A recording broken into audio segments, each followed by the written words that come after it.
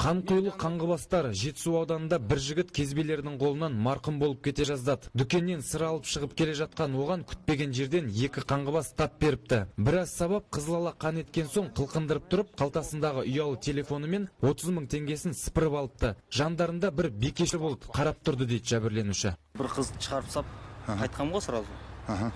Қайтып магазинге кірдім, бір пиво алдым. И магазиндегі тәте айтты маған. Осылай деді. Қайда барасың деді. Қайтып баратын дедім, маған деді. Енді шығып едім, пұтыр еткіздім. Сосын қайттым, жүгіріп қайттым магазинге кірдім. Мыналар қашты бері қатайшы. Магазинге кірдім, тәтеге тұрдым. Тәте осылай деп еді.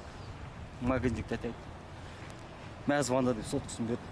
Адам тонап болған соң қарақшылар лезде жоқ болып кетіпті. Оқиға орнына келген тәртіп сақшылары жер жұтты ма деп біраз іздеді. Сөйтсе кезбелер шынымен ақ жер астына жылу жүйесі құбырына арналған құдыққа кіріп кетіпті. Екі сері мен бір бикеш сол жерді мекендейді екен.